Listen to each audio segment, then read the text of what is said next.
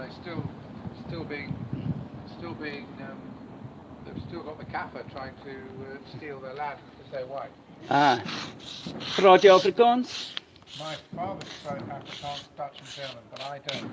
And I never lived there or anything. But I just hate the Kaffir. Right, You know, I'm a real Afrikaner in my heart. right. What are you doing here? Well, I was born in Dorset actually, but my parents raised me there and I did my national service. In South Africa? Yeah. Um, and then I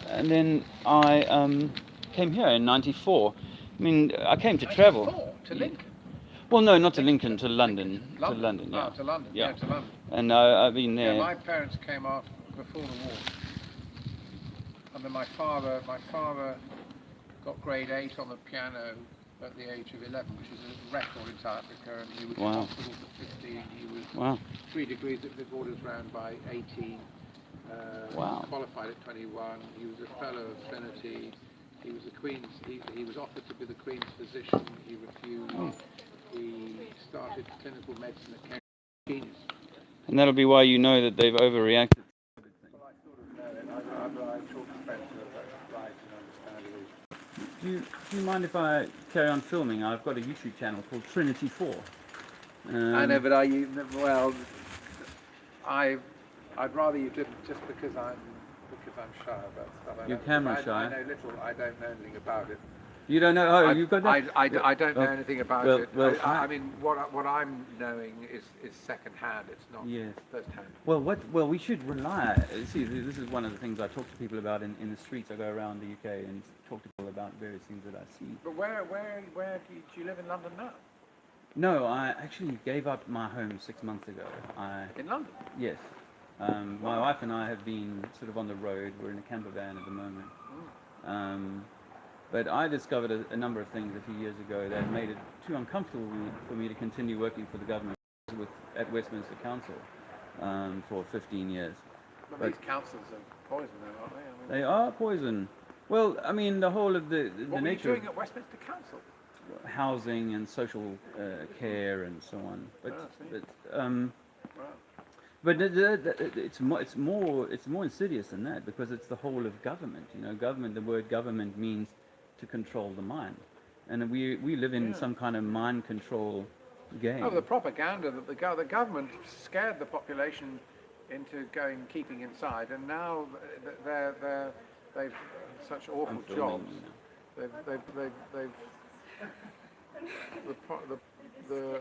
People have such terrible employment characteristics and opportunity. They're just such a miserable life that they're happy to be not working, and they don't want to go back to work, and if they can possibly be, particularly if they're paid. And if we don't get back to work, the economy as we know it's going to disappear. Okay, so let's just say you and I were two level-headed businessmen, and we were running the corporation known as Great Britain, and we were to look at it in a hard businessman type way and say, look, we've lost a few hundred people from this coronavirus. Perhaps even 1,000 might be able to put a toe tag on a coronavirus. But if we look at those numbers, we'll find that at least 50% of them were already on their way out the door. Oh yeah, They were, with respect. The 12,000. I mean, we basically about we basically lost. We basically had a week's worth of people dying in the last 7 weeks, and most of those probably are not really coronavirus, and they were going to die anyway. And you have 30,000 people a year dying of pneumonia, and a bad year, 30,000 people. Yeah, and I'm sure 100,000 of heart disease and cancer must be up to 500,000 by now. The average, I think, is 79.5 for dying of coronavirus, and the average of people who die in the country is 81. So basically, it's an absolute nothing thing. This coronavirus is a nothing event. It's a no thing. So we're 3 weeks and 4 weeks perhaps into having made a very difficult decision for our business. Well, the government felt that they would probably be out of business if they didn't turn around from the herd immunity thing, which is the right thing, and how Sweden does it, and how that they were very keen to do that, Boris Johnson and Dominic Cummings, and then they turned right round, and then they went with this mad scientist from Imperial who's got it completely wrong with BSE, and he ended, his misjudgment ended up in the destruction of 6,200,000 farm animals, and he thought that everybody was going to catch BSE from human beings, and from that human beings were going to catch it. Is that the mad cow? Yeah, well, Creutzfeldt-Jakob disease, but anyway, they clearly they got that. Did they get it Completely wrong? I mean, he got it completely wrong. Okay. So he's got his, Okay. and he was responsible for saying to Boris Johnson, All right.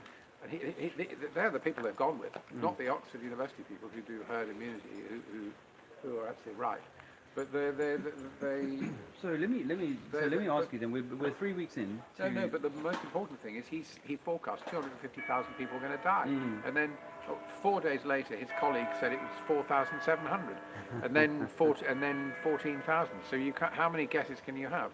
Yes. But the fact is that we're peaked now. We're peaking as we speak, and we're going to end up with less than 20,000 people dying. Exactly. So who gives coming a back fuck? to, you see, this is where we're talking about your senses, having your, the government are relying on you not to have your senses, but if you listen to your senses will tell you that no one in your family who was healthy has passed something to someone else who was also healthy, and both of them are now kind of in bed about to shuffle off this mortal coil.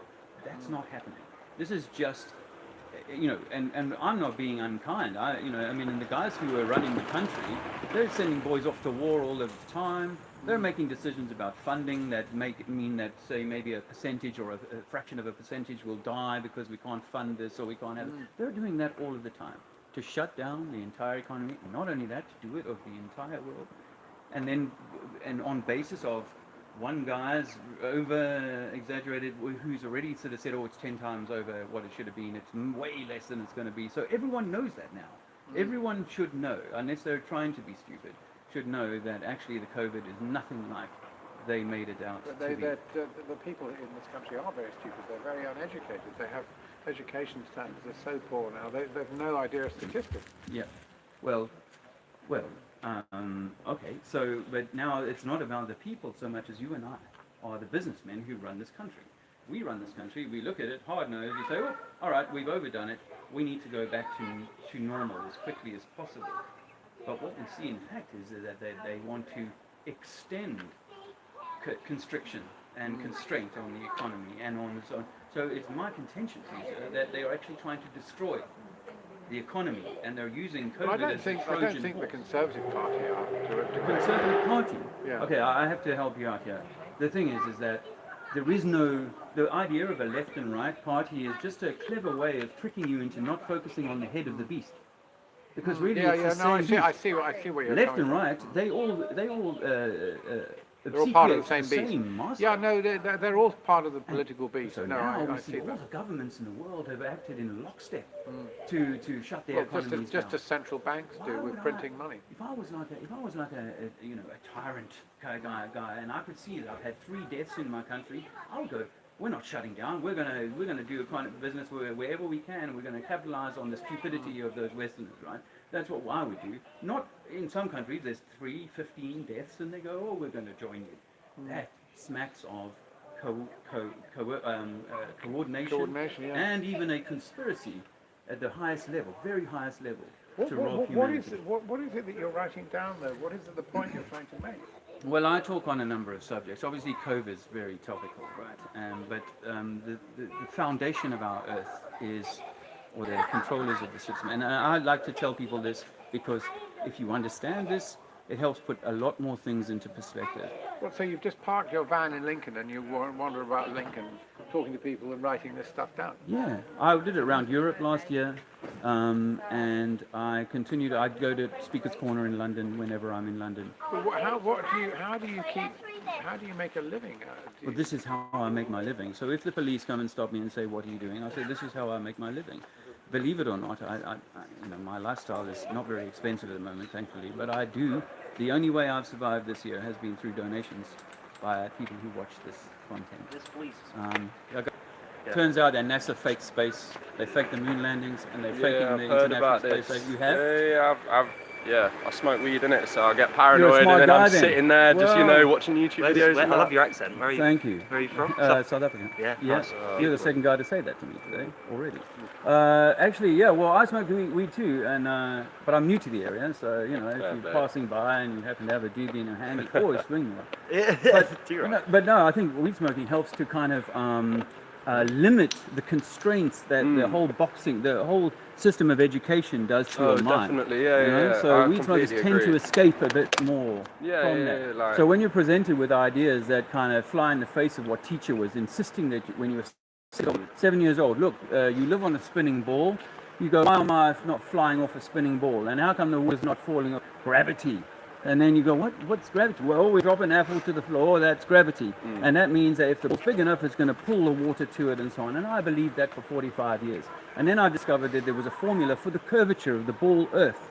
So aside from discovering that NASA had been bullshitting me most of my adult life, I realized that this formula cannot be demonstrated in reality. And good science requires demonstration. It requires evidence. measurement and evidence and demonstration. So Galileo's scientific method, Thank damn you. right. So we say, look, let's go and try and go over any body of water and apply this 8 inches per mile squared that they say, the mainstream science says, is what it should be on this Earth. I think it's much more than 8 inches, but I won't get into that. Yeah, okay. Simply to say that over 10 miles, there should be 60 feet of curvature. And we know that we can see over 10 miles, say I'm standing on one coastline, I can see 10 miles to another. I can see people walking on the streets of the beach. Would you not stuff like agree that I know this is solely popularized media, but Netflix did a documentary about flat Earth? Yes, I where know the some of man- the people in it. Oh, really? Yeah, Where that yeah. man shone the torch, and it was supposed to go directly through the holes, but then it was like if you lift it slightly up, Yeah. and because of the curvature of the Earth, that then meant it did shine through. Okay.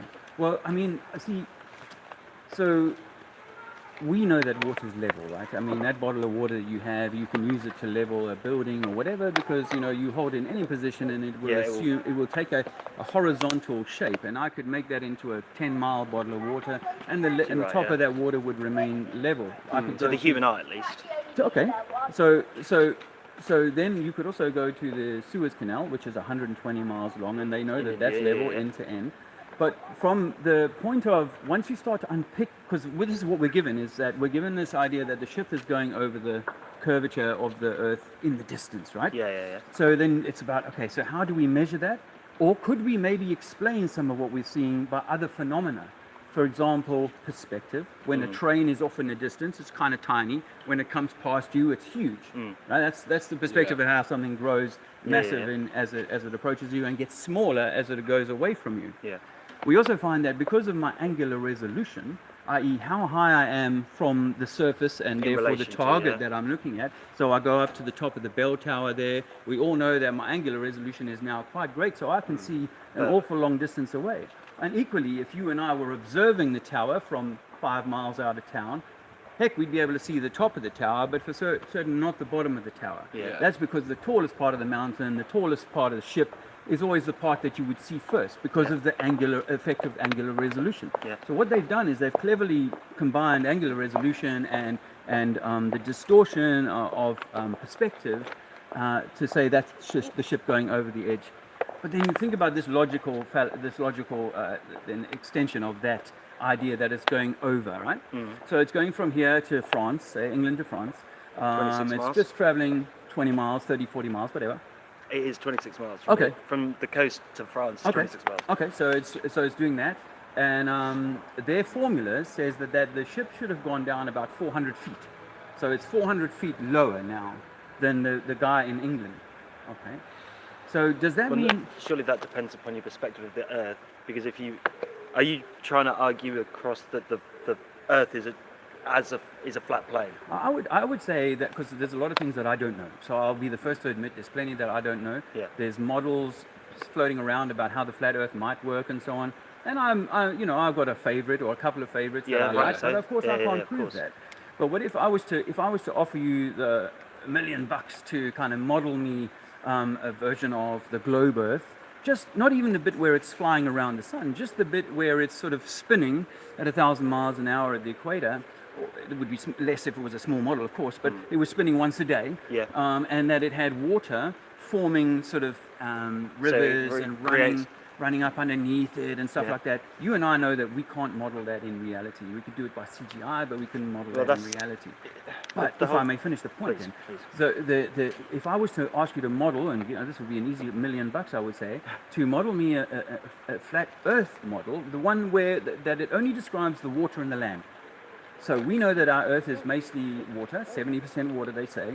So if I gave you a swimming pool and I said, fill 30% of this with rocks, and the other 70% will just be water, and then we'll put some kind of magnet. This is just a theory, yeah, of course. too right, yeah. But put a magnet in the center and make that our North Pole. And then as we take our ship around, we're always holding on to our north and therefore facing west or east.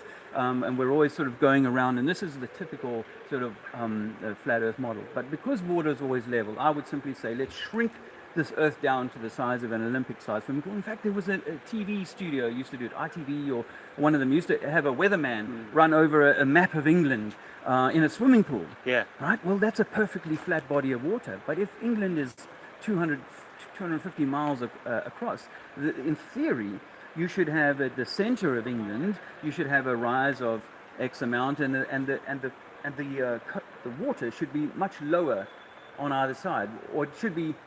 If they say that over 100 miles is 6,000 feet of curvature, that means that the coast for 100 miles away from me should be bent down. Yeah, If no. it's going down, it should be bent down. Now, to finish that, then I have to turn my ship around from the place that I arrived at, and then do I come back up the hill, as it were, or am I going to, because of perspective and angular resolution, as I was saying, am I going to look out from the point B where I ended up and say, hey, I'm about to go down again? Yeah, over You see? something, yeah. Which logically, if I was on the top of a hill and my mate was on the bottom of the hill, I know that when he goes, I'm going down to him, we'll go back up to me. Yeah. Yeah. So I've got no problem If with you're that. both at the bottom of the hill and have no determination that is the top of the hill, would you then consider it to be like one? You've gone under yourself but back on yourself. Is that what you're trying to? Is that what you're saying? Well, yeah. I mean, I'm just saying if I assume, this is one of the tricks of relativity is that I always assume me to be on the top of the globe.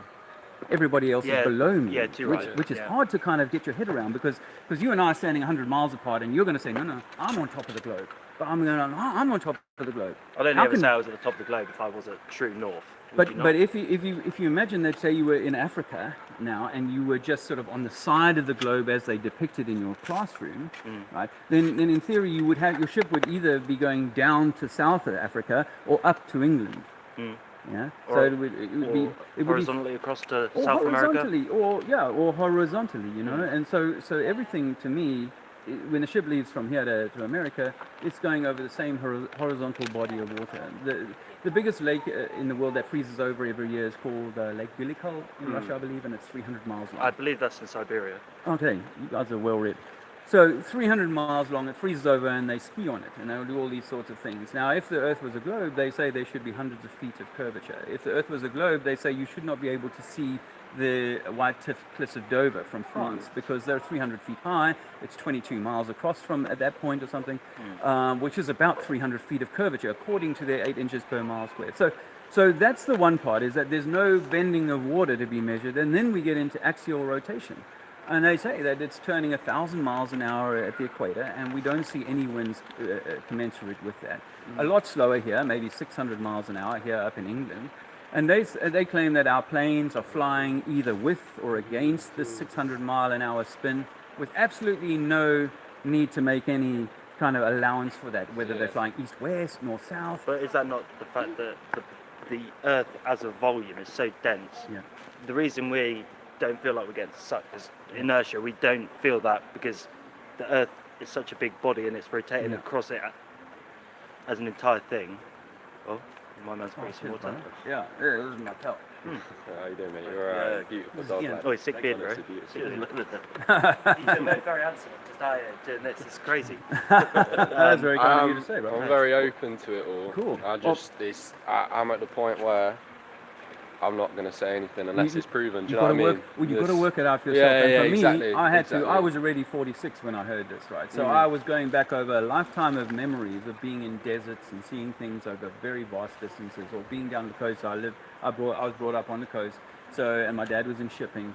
and I spent a lot of time going out on the tugs and stuff like that. So I'd seen a lot of things in my mind that when I started applying this formula, it was like, I can't see that anywhere. And now guys have gone out and done plenty of laser tests and stuff like that. I know National Geographic did one to try and debunk the flat Earth, but they used effectively the scatter of the laser to say, oh look, we can prove that the light's coming lower down on the board here or whatever. But the simple thing is that if you took a lake of a mile long, they say that the one side should be 8 inches lower than the other. We know that a lake of a mile it's the same. They're the same. But getting back to the axial rotation, right? Like if you think about a spinning car tire, for example, right? Because I think you used the word inertia. Yeah. So if I've attached a little stone, a pebble, inside the grooves of the tire of a wheel, big. I could spin that wheel up fast enough that stone would fly off. Yeah, because that's actually what normally would happen. And when we're 6 years old, the teacher says, yeah, but because of gravity, it does all these magic things. Because if you think about it, gravity needs to be smart enough to allow a butterfly to leave the floor, but to hold a 1 million-ton ship or whatever on the underside of the board. Yeah, but that's different because that's 1 million tons. Yeah. And a butterfly does not weigh that. No. So for a butterfly to create lift and generate that, Yeah. all that is doing that's why you can throw something lighter than something heavy further, because gravity doesn't affect that in the same manner. Is that not? So Okay. I can jump, and I Okay. can jump as high as my body will facilitate, Yes. as long as I've got the muscles to do that. Okay. But the one, if a butterfly stops flapping, it's going to come back to Earth, isn't it? Yeah. Well, So it will float down. Yeah, of course, but it needs that there's- constant. Okay, so there's two really important concepts that kind of got pushed aside a bit with gravity, and those are density and buoyancy. And before the invention of the term gravity, and before the idea and the mathematical equations that support gravity, everybody talked in terms of density and buoyancy. So something was less dense, it floated. If it was more dense, it sank. Yeah, it was less buoyant. Yeah. And the more, say, if we were in water now, we would be more buoyant, and therefore we wouldn't weigh much on a scale. Whereas right now we know we're heavy. And the same. So this is density and buoyancy basically explained. And what I explain to people is that when you lift that water bottle up, right, you could drop it now and say that's gravity. But I would say, what was the force that picked it up? Is that anti-gravity, or is that you doing what Newton's second law? Imparting Newton's or third law. Is it Newton's third law of gravity. So equal and opposite? yeah, too right. So I've picked this up. I've exerted energy, Correct. and then the dropping is It's in reality simply- going back to its resting place, which is Exactly, and the force that it hits the ground with will have a lot to do with how high you lift it up. Therefore, how much force you impart in it. Yeah. But let's say we carry it all the way to the top of the bell tower over there, and you drop it. It's going to smash when it hits the it's floor. like if you It's drop gonna- a penny off the Empire State Building, it will go straight through someone when it hits them or Apparently, something. I mean, there is obviously, because of the density of the air. There's a what do they call it? Like a point at which it won't speed up anymore, because there's a balance between the drag. Maximum velocity. That's Yeah, it. too right. So that's what I explain to people. The reason why they tell you about Newton's apple falling on his head, because no one ever thinks about how the apple got lifted up in the first place. Well, the apple dropping on his head was supposedly a bit of a myth. I studied Newton's revolution in my second year at history, so he didn't necessarily the concept of gravity came primarily from Newton's obsession with finding out so he was the guy who was like, you think that light is so why is that bench black? And that's the concentrated beam of light in itself is white, and that carries the potential to refract into all these other lights. And in terms of gravity, and the reason I believe, because I completely understand this, gravity fucking scares me, man. We live by these laws that no one can understand and see. And Newtonian or Einsteinian? Do you have a preference? Most people go Einsteinian. I was into Einsteinian, Einsteinian. The bending of time and space. Yeah. Bending of time and space. I used to tell that to I got two children in university at the moment. Oh, awesome. So one studying history, and anyway. So I raised them on time and space. I was like time and space. But now I go for the sort of practical physical science that I can demonstrate to you. Yeah. That's the kind of thing. Everything else I have to put in the box of theory, And Yeah, too right. and if I was trying to prove to you that the Earth was indeed a globe, and I had the opportunity to take a rocket up to the moon and stuff like But that. did you see that man created his own home rocket for £15,000, was it? And he sent up, and the parachute deployed, and he died as a result. Didn't? Oh wasn't yeah, that? Mad Mike. Yeah, Hughes. someone, in America, Yeah, I that, believe. I yeah, remember he was hearing about he that. was somehow attached to flat Earth, although he wasn't. I a imagine flat that's a earther. huge issue, though. You find that because there are, and obviously, this is just a. I love this sort of conversation where you can, but you get people who are at the extremes of both spheres of thought, and then as a result of that, it kind of taints. Yeah. Not because obviously that as an idea, I believe he tried it once before, and his land and shagged his back and stuff, and Yeah. because there are all of these extreme cases where people try to debunk, like, get the NASA fake space, like, when people try and debunk something that is as big as NASA, I find that then puts negative connotations on that school of thought, regardless of whether or not Yeah. it comes to fruition or Wow, not. brother, I agree with you, and I think that Mad Mike Hughes was almost like a poison pill that was sent Too to right. us, because there was nothing that he was using steam-powered rocket, Yeah. and his altitude was less than a mile, and you know Yeah, what I mean, yeah, like yeah. not serious height. Yeah. So there was no way he was really going to ever demonstrate anything. A guy called Auguste Piccard, where Jean-Luc Picard gets his name from, a guy called Auguste Piccard, a Frenchman, back in the 1800s. He took a gondola up to 10 miles high, and it was a sealed gondola. And when he came back down, he said the Earth looks flat with upturned edges. That's what he said. Now all of that kind of flat Earth stuff got really bashed away with the modern post-World War I education system and all of that, and all the sort of government control of medicine, of schooling, of everything. But truthfully, I think a lot of people, or the majority of people, actually just trusted their senses before they had things like NASA to say, look, here we are. We've gone off to the moon. We've sent you back incontrovertible evidence. Did you watch the moon landing? Were you alive on the moon landing? I was actually alive. I was born in '68, so Yeah. it was just around Yeah, my year time of up, my yeah, birth. But yeah. I wasn't watching TV much. No, I have to be honest with you. No, I yeah. was living down in Dorset and just going to the beach as much as I could. Oh, that's But, not a bad life, mate. But I've gone back now. I believed in the moon landings until 5-6 years ago. To be honest with you, Really? I was like, I So what was accepted the bit of like clutch evidence that debunked that for you? There's some really good documentaries out there, and a guy called Bart Sibrel did some two that are quite interesting. Astronauts Gone Wild and A Funny Thing Happened on the Way to the Moon. Those two are available on YouTube. Now I'm not sure about what Bart Sibrel's agenda is and whether these guys weren't punked or whatever, but he goes and sees 10 or 8 of the original 12 Apollo astronauts, and he asks all of them to put their hand on the Bible and swear that they went to the moon. Not one of them will do that. You've seen that? I've seen that. And he's offering them $5,000 to a charity of their choice. Dear old Neil Armstrong, he says, knowing you, Mr. Sibrel, that's probably not even a real Bible, so I won't do it. Yeah. And whereas I'd be got a like, point. you got $5,000 for my favorite charity, you can bring any book you like. Yeah. Slap your hand. I got no yeah. problem. Truth is truth is truth. You know what I mean? Yeah, and exactly. there's no God, no creator, no Allah, whatever you want to think, is going to have a problem with you saying, yep, truth. But if you're lying, then you would act like these guys act. And when you see the interview, one of the killing things for me was when I saw the interview of the three of them after they came back, Collins and Buzz, came back from the first moon landings. They're sitting there like nervous dudes, twitching. Their answers don't all line up and stuff like that. Lewis Hamilton wins the Formula One, and he's like, "Oh, cock a hoop, yeah, on that turn, I did this and I did that." Well, imagine you've gone to the moon. Yeah, exactly. Yeah, that's- How big would you be when you come back? You'd be like, "Oh, this was this and this was that." You're like I one in a had- million I- people I that's going to do this. experienced- Yeah, exactly. Fuck all gravity. Yeah. And if you You're have the capacity to take a jeep onto the moon and golf clubs and stuff like that, you certainly have the capacity to take like some decent camera up there that you can go and film while you're up there for 6 hours, film the Earth, all the stars and all the This is- Earth turning and all of this. Do that in real time, and people make excuses. Oh, the technology wasn't good enough. It was good enough to make a phone call from the White House on a landline to the moon. Yeah. Well, the moon is the biggest satellite, is it not? So it would be.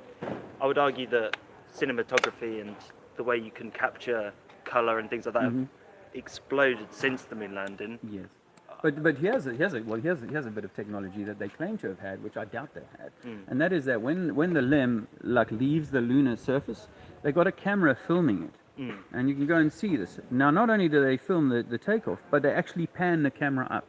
Right. Yeah. The question is, who did they leave behind to pan the camera up? Come back down. Yeah. Or the answer they would prefer to give you is that was some sort of automated system that they had in place, and then they Bluetoothed it to the LEM, or they wirelessly sent it to the. I mean, do you know how much battery power you need to kind of send signals and stuff like this?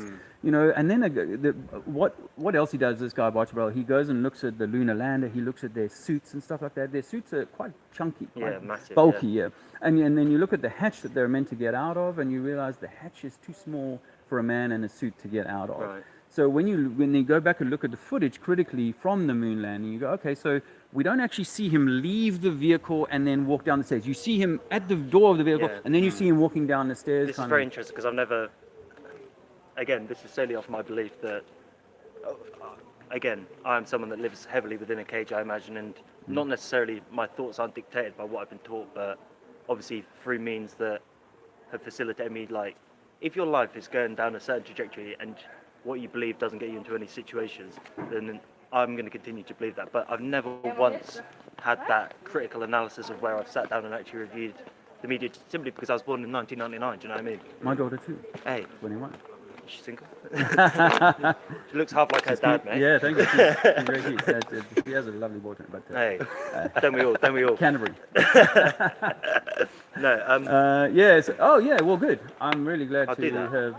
So, Do you have any Botcha sort of Brill- way of contact, like any Yeah. sort of contact we Yeah. can? Because Well, obviously this is would something you I'd send like me, to do. you welcome. I have an email account which you can send me, or you can check me out on my YouTube channel. But obviously, yeah, you definitely might YouTube. see this. Yeah. If you put it up, that's take it. out a bit about me smoking weed. Keep that one out. I can't help it. It's all live. Just is it? I'm Oh, streaming what? live right That's now. sick. What's your Fair YouTube? play, 45 man. people are watching. Fair play. What's your YouTube? Sorry. It's Trinity, TRINITY 4. You just bang it in, bro. Just. Can I see Trinity? Trinity space. So do you just do live streams, or do you make videos as well? I do make videos, but I don't have like any kit, so I make it all off my phone. okay. So it's, Yeah, it's very yeah. low grade stuff, Yeah, you know, yeah. at the moment. But I'm just sort of building up the last few years because I realized that a few years ago I'd been sleepwalking into my middle age and into retirement, and I'd just been going along with it. I'm a published author, guys, by the way. I'm not like a fly-by-night guy. I did military service in South Africa. I was in contact for 3 months in tank battles, the biggest tank battles in Africa since World War II. I ended up writing a book about it 6 years ago, and then I found out 9/11 wasn't done by the Muslims, and my whole world started to fall apart. Then I did DMT in early 2015, and my pineal gland got wavy, ripped open. I went Yeah. from atheist to a believer in 5 minutes. Did you read Yeah, that? and then Well, yeah, a that few is- weeks later, I discovered that there's this curvature formula, and that we cannot physically demonstrate that this Earth is moving, and that the experiments done by Michelson Morley, but these French scientists and stuff, the best scientists of the world in the late 1800s, were trying to prove. They used an interferometer to try and prove that the Earth was spinning. Yeah. And they couldn't prove it. What they found was there was some movement in this documentary that they put out on Netflix. Also, Yeah. my friend Bob, who did this the ring gyro experiment, found that there was some kind of movement that they were detecting. It's a very sensitive piece of kit, and the people who build the kit say it's not proving that Earth is spinning, but it is picking up some kind of movement. Now, before Einstein, everybody believed in something called ether, and that the ether was this energy field, the soup that we live in, we breathe in, we exist in. And that ether is sort of moving just like the roof is moving. It's all moving at a few miles an hour. You're just kind of like. And it's that movement, that gentle drift, that's actually being detected by either the pendulum, the Foucault's pendulum. They're picking up that electromagnetic signature. Same with these gyros, I suspect. And same with the interferometer experiments that they were doing in the 1800s. Modern students of science now are taught that the interferometer experiment because they've done away with the ether, they say that that's proving the sort of what they call it, the Coriolis effect, or the Coriolis force, which is given to explain how, when I said about axial rotation, often people say to me, oh, but we got Coriolis force, which is this force that causes, they say, water to go down the sinkhole one way, southern hemisphere, another way, northern hemisphere. But you can demonstrate how that can be altered either side. That isn't the effect, although it might be that the hurricanes are forming In these anti-clockwise and clockwise on the north and southern of the equator.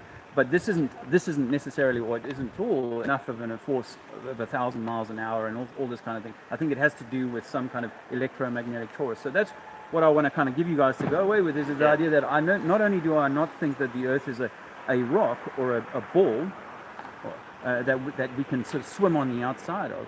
I think it's more like an electromagnetic torus field, almost like an orange or a grapefruit. You slice it through the middle and you see all those segments. Those are the ley lines of the Earth. We live on the sort of cut through of that. We're on the sort of center of it. Above us is either a roof or a dome, but it's all electromagnetic. And if you guys are very smart, I can tell. But if you look into the primer fields, the scientists are looking into the study of how two primer fields brought together will create this sort of accretion disk, or this area that we claim to be the area that is the Earth, that is the place that we live inside of an electromagnetic torus, inside like a big apple or a big egg, if you like. So it might be a ball or an oblate spheroid, as the scientists say, but it's an electromagnetic spheroid, and we can only exist on the center plane. But the reason they're hiding this from you is because you are magnificent. That's what literally I was about to ask you. I was going to say, what's the premise that they are keeping this from you? Because you are of the Creator. You are immediately the fractal image of the Creator, if you like. You are that emissary of God or Allah, whatever, and there should be no authority between you. So anarchy means the lack of rulers, right? You all know that. Oi. And I'm doing Anarchy's Order at the moment. Right. Yeah, that's sick. All right. So it's the lack of break society down, and everyone does what they do because they should. Yeah, no rulers and no subjugated folks, and that should be the nature of this world. But we've had it co-opted, and the way that they've done that is they've used science to make you think that we're evolution, lucky strike, meteors or comets are going to wipe us out any minute. We, humans are basically slightly evolved animals, and that's why we always war with each other. That's why we dislike each other, and all these sorts of things. It's basically like taking 10 dogs, putting them in a cage, and giving them 3 dogs worth of food every day. Eventually, they're no longer friends. Too right. Of course. And this is what they've done to the human thing. But it's, some people say, so you'll understand these terms, so I'll use them. It's like almost like a satanic or an evil, devilish kind of thing that's been wrought upon God's creation, so as to damage it. Yeah. Now, from the ashes comes the phoenix, right? And so it might be the case that we always intended. I'm not grieving about that. I'm just saying that we look the beast in the face and say, yes, the beast has tried to fuck us up, and we have got to do our like a best. Renaissance. Yeah, we got to be complete rebirth. Yeah, exactly. Just everyone cotton on and be more like, hey, I like that, man. I hear that. I'm not just some, Arsenal supporter, and drinking my pints down the, pub. Yeah. That's not, identifying with an Arsenal football supporter and his name on your back and all that. Oh yeah. I see. I might big share that man. with you guys. So identifying with that as your kind of thing is completely against this idea of I'm a high being. I'm a sovereign high being, and I should have no one need to tell me how to live because I live well myself. Yeah, too but right. if I've got those 10 dogs out of the cage now and I let them around town, they're going to hurt people because they've been turned into Beasts, vile beasts. Yeah. And that's what we've done to humanity. Is that we've been screwed down by the schooling system, by the education, by the nature of taxing. So there is now just a level of suppression which we cannot surpass. Yeah, and not only that, they've got it so that You don't realise you're being suppressed. you don't realise, and you're happy to dob your neighbour in. Exactly. Yeah. You're going to dog your snitches neighbour. get stitches. Yeah, bitches get stitches. I mean, Snitches get stitches, yeah. Yeah, not riches. No, this is damn what right, yeah, this is what they're trying to push now, and people are doing it. Why? They're doing it out of fear, and you've got to kind of respect it. That, they're in so much fear that they're doing that because they think something terrible is about to happen to them or their village or whatever. So you can understand it, but that's how they pushed our buttons to kind of get us, as I did, 19 years old. I went to war against other boys my age. Yeah. On propaganda, on lies. Yeah. Yeah. And it turned out that the Americans and the Russians were both funding that, just like they do with ISIS and just like they do with a lot of other shit that goes on in the world today. So our world has been created for us, and it's almost like you can take it as, oh, this is so bad, or you can take it like, wow, maybe this was a test. Maybe I got sent here to learn something, to cry. One of my favorite movies is Shawshank Redemption. Hey, yeah, Great damn movie. right, yeah, damn right. And the analogy I want to draw there is how he was stitched up for something he never did, Yeah. And he had to fight his way. They were never going to let him out until he fought his own way out. He battered his own way, and he crawled through 500 yards of shit pipe, Yeah, which is yeah. what this earth can be like at times. Yeah, He yeah, crawled through definitely. that to get out the other side and become a free man on the beach and all that sort of Yeah, stuff. yeah. And that's what I think awaits humanity yeah. if we finally work this stuff out. Now, on an individual level, you can work this out for yourself and maybe Yeah. have the richest, and I don't mean monetarily, but I mean soulfully, So yeah, the no, richest that's, life I'd that argue you that can is the possibly richest have. life you can have. Yeah. Yeah, You can have that. definitely. I think you can have that. When you dispense of the TV, you dispense of Oh, the definitely. mainstream bullshit, and you start to work this stuff out, because the information, we live in the information age. So for a guy like you and me, we don't need a library card. We just need the internet access, Yeah. and we can get all the information we could ever need. And I have been liberated by the information I've had. So those documentaries on the Barchabel stuff, on funny thing happened away to me. These Yeah. things can kind of start to I'm unpick gonna go home and fucking watch the that. control structure. Definitely, There is another one which is sort of like an entry level one, but it covers a lot of things in 3 hours, and it's called "Everything Is a Rich Man's Trick," from JFK to 9/11. Okay. Now, that documentary will say that JFK was probably shot by 8 guys or 7 guys or 6 guys or whatever. I don't think that JFK was even in the car. So that's how far on I've gone from that. I think that it was just a mannequin that got Banged. killed. Because, you see, the people like Trump and Boris and so on, they're actors. And they know they're actors. They're sort of employed in a role, and they're going to be the PR arm. That's what government is the public relations arm of the control system.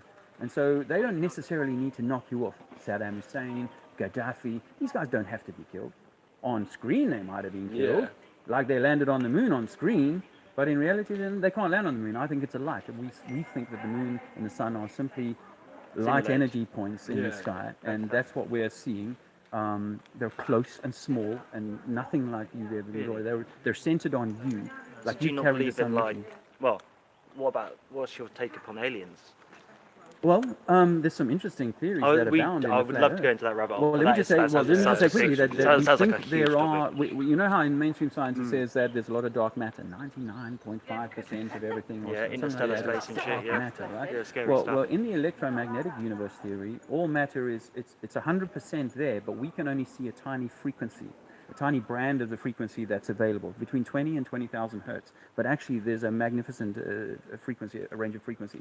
So when I took the DMT, I had my frequencies dialed, and I was able to see beyond the material frequencies. All I'm saying is that I maybe got into room 1 of 10, 1 of 100, Yeah, and yeah, that I've there read is about so much more beyond that. That in this very space we're standing now could be a highway for a different frequency of being. Yeah. And if there's Yeah. some sort of That is electromagnetic fucked No, up. it is, Yeah. isn't it? That is and, fucked up. and if there's an electromagnetic shift or an alteration in the vibration and so on, people talk about the Schumann resonance and all this sort of if that happens and we're able to see something one day in this year, because they say 2020 is the year of the vision, and we're going to see Yeah, shit. yeah. So if they change the dials and all of a sudden it's like getting your skybox upgraded to be able to see all the sports packages or whatever, tonight you go home and you can see all the sports, right? Just like that, like magic. Yeah. Well, what if all of a sudden, like magic, I mean, even before the magic, the point is that there are perhaps aliens, there are perhaps other realms of things going on that is just beyond we can't our... perceive, yeah, because they could yeah, be perception. gaseous, they could be. They could we be we anything. expect aliens to be some form of perceivable life, Yes. whereas aliens, like you rightly say, Yeah. they're alien to us. We don't know what. Yeah, Yeah, Yeah. that's Everyone it. has this like image of aliens, That's- though, which has been. That's fucking so dripped sick. still. cool. That alien shit's done me. You're a very Thank you so intelligent much. man, my friend. Yeah, It was yeah. nice talking Thanks, to you. brother. It And was I'll very give you a nice sub on talking to YouTube. 74, yeah, As do soon that. as, yeah, It'd be- definitely. Send me a message. I'm more than happy to have an email from you guys. Oh, nice. Well, Well, take my number. I can help you out with Yeah, definitely. Here you Yeah. go. You take my number, bro. Yeah. What's your name, by the way? I'm Sam. Sam, I'm Dave. Dave. Nice to Dave. meet you, fella. Very I'm nice to Oscar. meet you. Yeah, you are Oscar, very you intelligent guys are man, my extremely friend. intelligent. I love How do meeting you- Hey, young mate. men like you. This is Ian, obviously. Nice to meet you, and I'm Sam. yeah, There you nice go. to Do you wanna? Sergeant Beard. You will know that when I go home tonight, I'll be like, meeting guys like you gives me extreme hope about, Oh, because no, your minds are so definitely. agile. Yeah, well, yeah, well, seriously. opening shit off It and is. hate I light, it's am pointless, really man. am. So pointless. Yeah, I love yeah, it. yeah. And all I want, I think most people want, is for humanity to have a decent deal, to have a Yeah. fair crack and get all the truth. Here's the information, use it, lose it, whatever. It's all your choice, but here's the information. Yeah. Well, not rather than I'm going to hide it in the Vatican Yeah, or I'm going to hide it somewhere else. Perfect Yeah, information should be given to people. I agree with you. Exactly. That's all is fair. No one And- has the right to decide what we can Yeah, know no, and not too know. much, do you know yeah. what I Yeah, mean? Yeah. And most cities in the world were built before the invention of income tax. Income tax is theft. It's all been designed through, I'll be the banker, I'll pay for your war, and then for the rest of your life, you'll pay me back. That's what we're in. And all of these are the things that have to change if we're to change the world. Have you got a pen on you, brother? No, really. I might.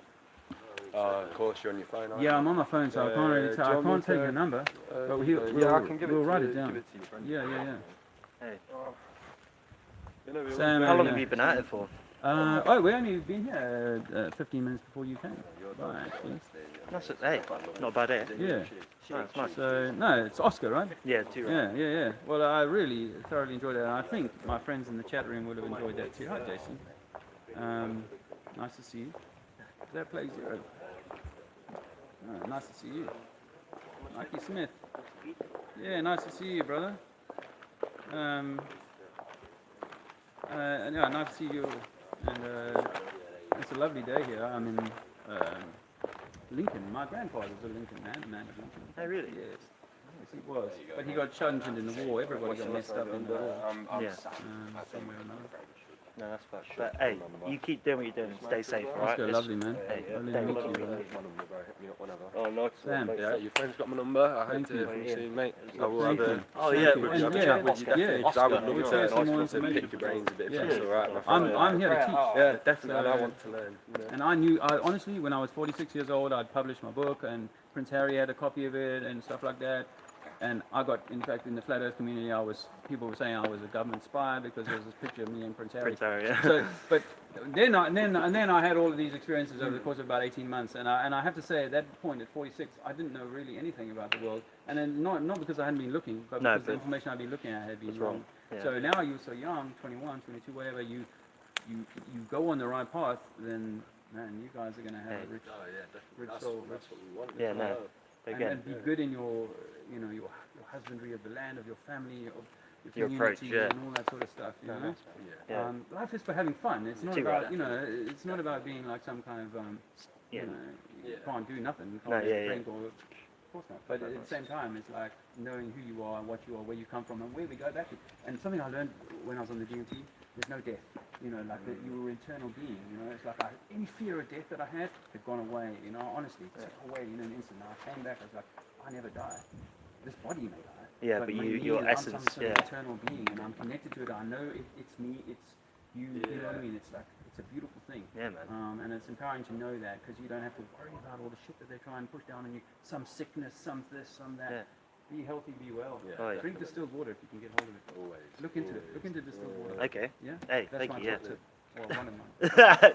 Thanks Hey, again, Oscar. Thank you very much. Dave. Lovely. Love to see you again. Take care. Till I see you again. Well, that was a fantastic conversation there. And I saw Mikey Smith horizontally opposed. Brother, you know what? I got to tell you, if you're still there, that I was gutted for you. That brilliant footage you had of the moon and was it Venus behind the moon or in the shadow of in the aqua? I could. It was like, oh man, I bet he wishes he'd stayed on there 20 seconds longer. I know it was freezing cold that night, but anyway, well done for getting it. And well done for getting it. It's nice to see you. And Plague Zero. It's nice to see you too, man. I can't really read this too well. Let me see if I can. Yeah, I've heard about the Brazilians coming out in protest. Was that crazy? Yeah, I heard about that. Didi Vaughn has put up about VANH. She's put out about 6 videos of different countries. Germany, a bunch of other people going out to protest. I think that's intended. I think there's an intention that people go out to protest eventually, because COVID. Did you have to do It's that, a bro? What's up, mate? That was disgusting, mate. When you go like that, you can't. Why isn't it? Why are you doing that? It's disgusting, mate. It's on the streets and that. People go around. Why do we do it, mate? A little bit of No, no, mate. What, COVID-related why was that frustration. doing that, mate? He stood there. He stood there. He stood there. And you're like this, mate, on the floor. Disgusting, mate. You're a danger to yourself, bro. Danger to yourself, mate. Yeah, a little bit of tension there. Oh, so I did a little bit of drawing on the streets here.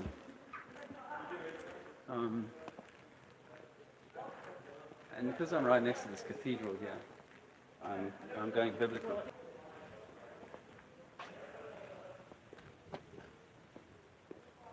Genesis says the Bible is Earth is immovable. Can you prove axial rotation? Can you prove water surface curvature? Can you prove it, brother? We say the Earth is flat. They've been lying to us about Pretty round and even for me. round. I mean, the land is a bumpy and stuff like that, but water's always level, isn't it? Water's always level. Oblate spheroid. Well, I would say it's an oblate spheroid. Yeah, I would say it's an oblate spheroid in an electromagnetic model. But the idea that a ball could hold water to the outside because of a word, gravity, is no longer acceptable to me. I prefer science that I can test for myself. So when I go out and test water, I find over any distance that I can see or measure, it's always level. But the mainstream science says that there should be 8 inches per mile squared of curvature, which means that 10 miles there should be some 60 feet of curvature, which we know 10 miles over a lake, we can see the other boats on the other side, and they're all much less than 60 feet high. So water's level, my friend. The axial rotation, as I put here, is one of those other things that we can't prove for ourselves, you know. We can't demonstrate physically that the Earth is spinning.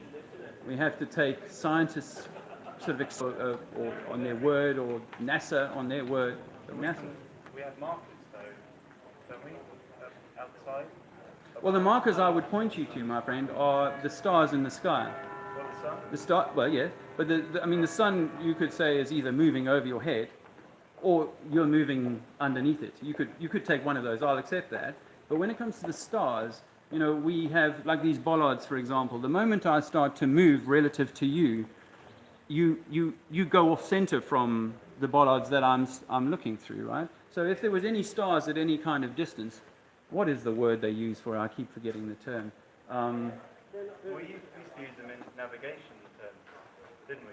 So we could find out, we could geolocate where we were. Correct, and we've done that for thousands of years. And the question one has to ask is that if these stars are all moving at millions of miles per day, It's the light that travels from those stars. Uh-huh. It takes years to come to us. this is all theoretical, though. In practical, We've proven the speed of light. well, I don't know In that. the Do you know what? realms which we live in. Yeah. Do you know what they used to prove the speed of light? A guy turned on a flashlight at one hill, and another guy could see it a second later or something. Is that? We can't. I don't know. I don't know that those things are provable. I know that there are theories that support how they might work, but the speed of light being constant isn't something that I'm certain of. What I am certain of is that on Earth, the world that I can experiment with, what's outside there I cannot experiment with. I have to take NASA's word for it, and I can't be sure about NASA. So There are lots of other people and other bodies who've done a lot of okay, but all of these are government-sponsored agencies. Okay, well, let me finish my point then. What you and I can experiment for ourselves in the real world, when it comes to lights, is that they have a finite range. Yeah. So a headlight might be able to be seen for half a mile, Sure. And maybe then longer on a clear other night. things interrupt it or get in the way. And Correct. then it will sort of slowly dissipate. Yeah, and the furthest we can see a lighthouse is 50 or 60 miles, and that's a very that's a very powerful light.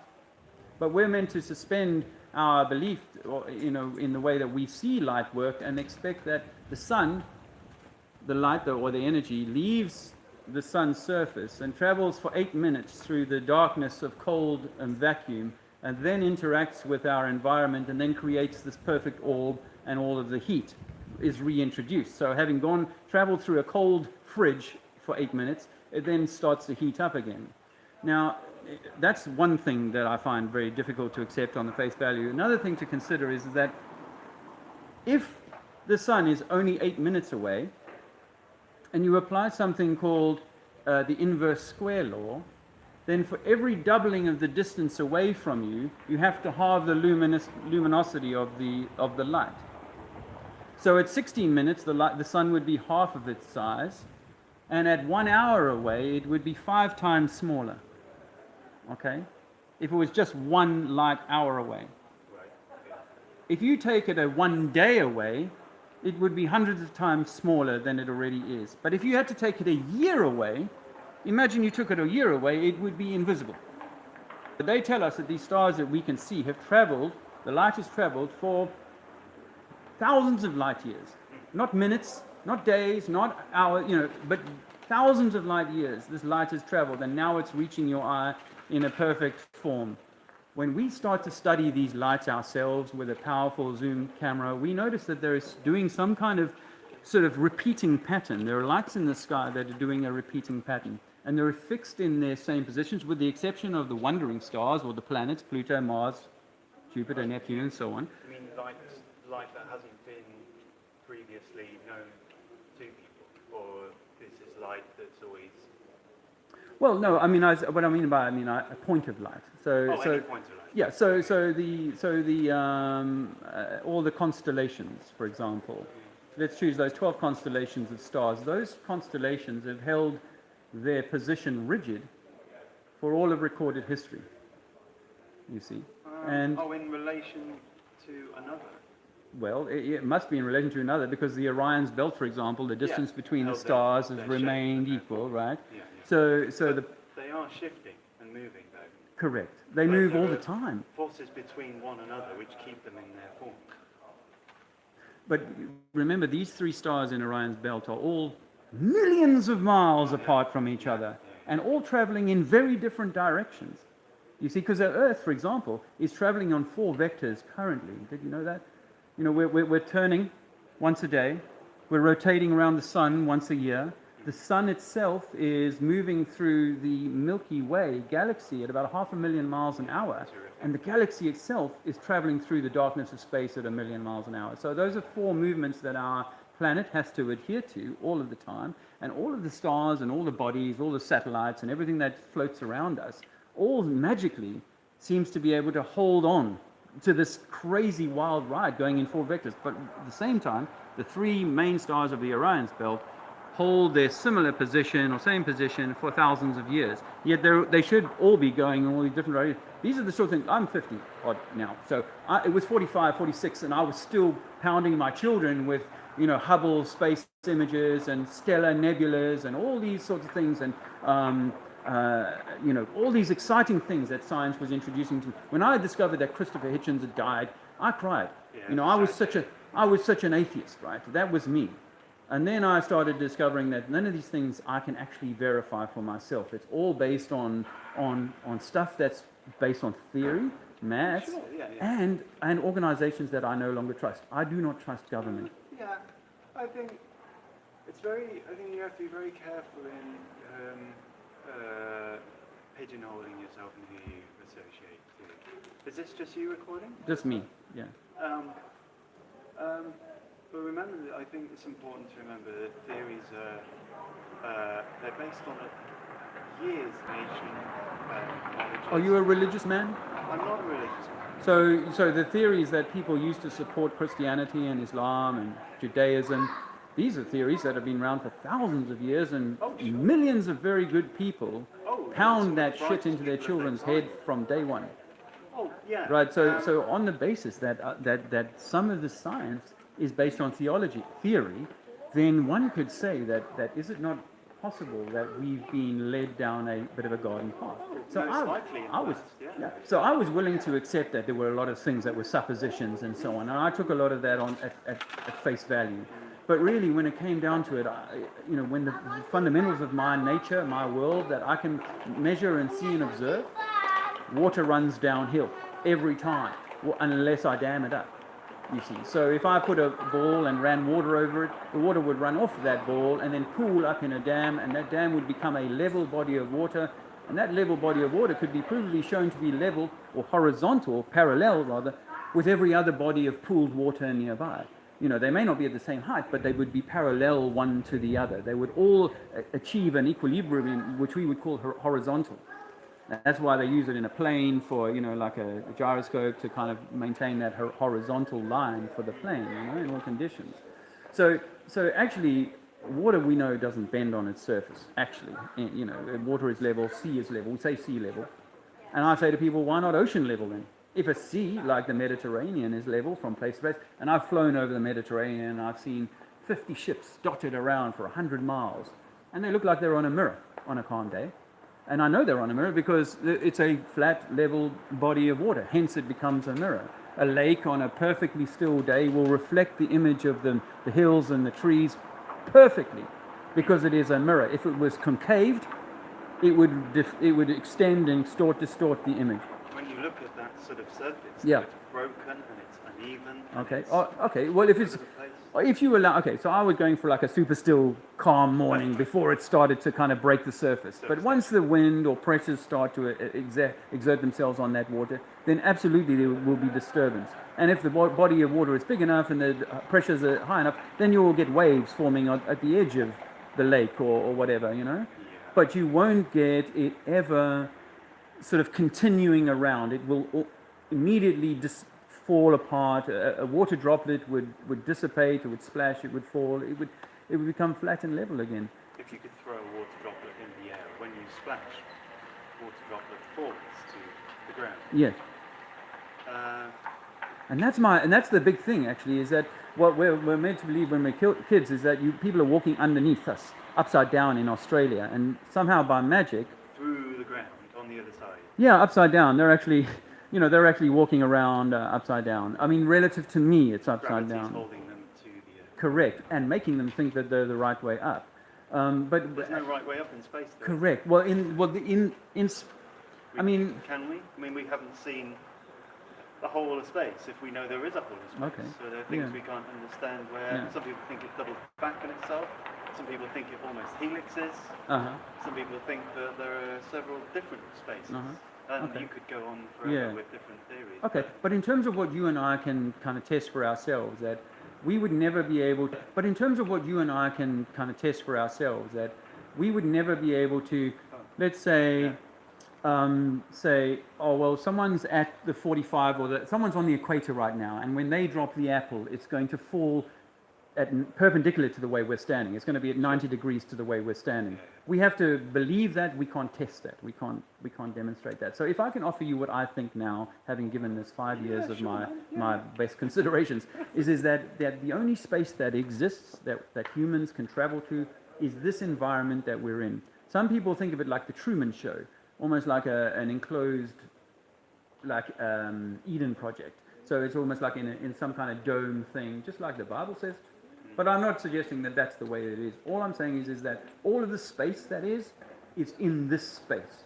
Any outer space is made up by science fiction writers in the 1920s, 1930s, and then not long after, the idea that satellites could go up there, and then rockets could go up there, and then dogs and men could go up there. And now we've been able to unpick that they've never taken a camera, put it on the nose, or taken an unbroken feed of footage from Earth through the sort of barriers into space. And as you're obviously a thoughtful guy, I'll give you the second law of thermodynamics demands a sealed container if you want to contain pressure. If you want to have a pressure system alongside of a vacuum, or the inverse, a strong containment system. So you think everything is contained? I think it must be, in order to have a pressure, in order for your Coke can to have a pressure, it needs to be contained. Once you break it, the pressure immediately dissipates. The same with a deodorant can. So What kinds of pressures would it be though, and what would be causing the pressure? But there are lots of things which work with a pressure in a vacuum, and then lots of things only work when they're not under pressure or vacuum. If you were talking in an observer way, in a quantum science way, Yeah. the observer aspect, whereas it's only something reacts when it's observed, either by another nature or by the same nature, in Okay. fact, within its own environment. okay. Um, But we see what they would try and have us believe is that gravity won't act on the helium gas Right. while it's here on the ground level. It will only act on it once it gets a few hundred meters or a few miles up into the upper atmosphere. Right, when it's away from certain. Yeah, so it's like if gravity is not strong enough to hold it down now, Yeah. how can it be strong enough to hold it further up where it's going to be That's less incredible, strong? yeah.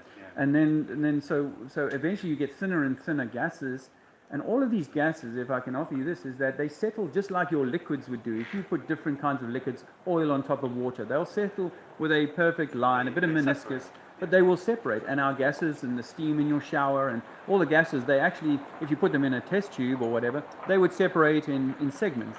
Yeah, all the gases, liquids, and then, and I think it's like a layer cake system. So everything gets harder and harder as we go down. We've never been able to drill past 8 miles because it's so hard. Our best bits can't get 8 miles down. And as far as I know, it gets so thin eventually that the atmosphere is inhospitable for any man-made machine, as far as I can tell. So we've taken. Same with the ocean. Same with the oceans. The density becomes so great. It's the opposite as you go down. It gets harder and thicker and lighter and thinner as you go up. But gravity doesn't need to have a part in any of that. That's all about the density of the gases and the environment that they're in. So the amount that something will rise will depend on the density of its buoyancy and the density of the Others environment. keep others inside as well. They will also trap. Some are byproducts Mhm. of other pressures and Okay. gases, as you say Okay. as well. Yeah, I mean, I think the sheer weight of the environment or the atmosphere bears down on each of us. I was brought up in Durban, and we all knew that if we went up to Johannesburg, which is 500 kilometers up the road, but a mile in elevation higher, you would be 2 kilograms. Oxygen is depleted, thinner. But not only that, you'd be 2 or 3 kilos lighter. Yeah. And that's simply because there's less density or there's less pressure bearing down on you. That's sort of in the environment. You go different natures, you have different organisms, you have different life, Yes. Yes. all with different ways of working. Yes. Operating. Yeah. So naturally, I think that's what I would see. Now, if we lived on a globe, right, those all those thin gases at the very top, not only do they have to be holding themselves there, but they have to actually be following a curvature to sort of be the same in South Same America. distance from Well, yeah, I mean, if you think about like an M&M sweet or something like that, then actually your thinner gases are going to have to follow the circle, aren't they? They're going to be your freons, your neons, and stuff like that, but they're going to have to neatly follow this blue line, the blue marble line, right? Which is hard to imagine because why don't they slip? Why doesn't the lightest gas slip from Africa and so on and go to the North Pole? Because that should be where the lightest gases would coalesce at the top of the what's ball. keeping it in a perfect, Yeah. so not perfect, but Well, and yeah, well, I mean, we can call it no Blake spheroid, but I understand rough that. ratio, isn't it, away from the distance? But again, it's assuming that gravity, which emanates from either the bending of time and space or the mass attracting mass, is going to do these magical things. Whereas if I was to give you a challenge to say, well, why don't you build me a flat Earth, model? Although there's no working, no one can know exactly how it works. But just do me this. Do me a level body of water. Stack the gases one on top of each other. Put it in a room, in a contained room, so that you can create some sort of pressure. Maybe put a fan over there and a fan over there to move things around a little bit.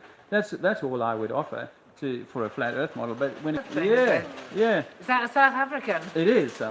Yeah. My husband's father was from Cape Town, basically. Oh, right. His family went there in 1860 from Falmouth. Wow. He became secretary of the Cape Town Chamber of Commerce. But Wow. that was the good news. But he died when he was 49 Good with Lord. a burst appendix. 13 children, 2 wives. But he died at 49. But Good man. 13 children. So and lots of well, grandchildren. first wife died, you see, so I Right. had, but my husband's father was I think he was just a few months old when his father died, so he never met his Yeah. father, basically. But anyway, no, my daughter was over there about 6 months ago. She had a great time, actually, in Cape Town. Okay. Are you Well- from the Cape Town? Well, I was brought up in Durban, but I lived in Cape Town, met my wife there No, before we because moved to the she UK. stayed at some big place called, there's like an old grain silo or something down on the harbour side. Okay. That There's was also- turned into a hotel, but then they went to Oh, the, yes. they went to the wine growing area. Yeah, Stellenbosch and Paarl and all Well, of that. no, it's on the side of the ocean, where they've got whale watching and all that. Oh yeah, dolphins, Knysna and whatever. Garden Route. And then they went on safari for a. Well, did you know that the last true South African president was a guy called Paul Kruger? Yeah, I've heard of Kruger National Park. Kruger yeah. National Park and the Yeah. Kruger Rand, the gold Yeah, coin, yeah. right? Paul Kruger, and he was very much unpopular with the establishment. Why? Because he said that the establishment was robbing the people, and he wanted to set up a country by itself. But more importantly, a republic by himself, and he did that.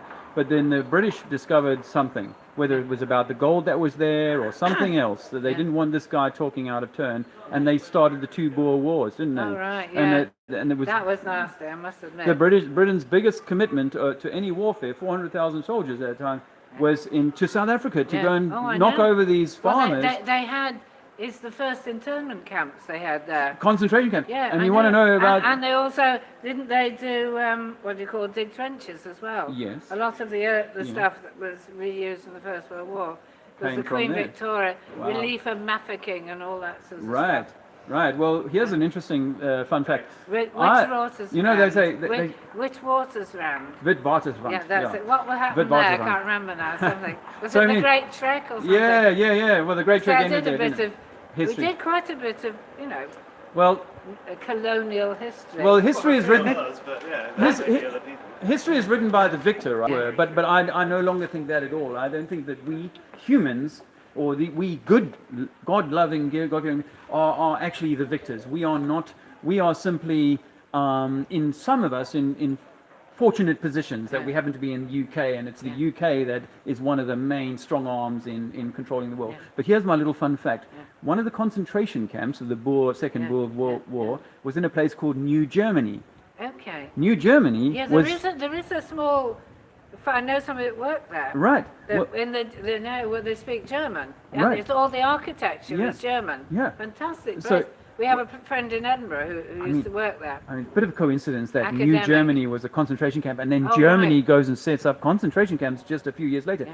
But I wanted to say this to you, is that I went to school in the suburb adjacent to New Germany for 12 years, Yes. and they never mentioned that. No. How did they not mention? My local history includes having had a concentration camp, one of the Didn't first you in ask human history. questions then? We were Yeah. not, that you were, of course you ask questions, Yeah. but it's not in the realm of Yeah. when I teach you history and I say this is the spectrum, it's 180 degrees. That's the spectrum of history. I forget to tell you about the 180 degrees behind me. There's a lot of history that even my daughter, who's a third year, she's writing her final dissertation now for her history degree. She doesn't like to hear this, but the information that we're given isn't all of But it. a lot of black history and the like is coming out now. Well, I mean, Thank well, goodness. That's there a were good- all this. Yeah. Yeah. Well, that's Yeah. actually there was a thing there about black people. There was actually they were talking about Roman London. Right? There's a woman that's written a book about a black person in Rome, in Roman London. Oh, there's But a you body. know, I mean, they had these. They were just, figures.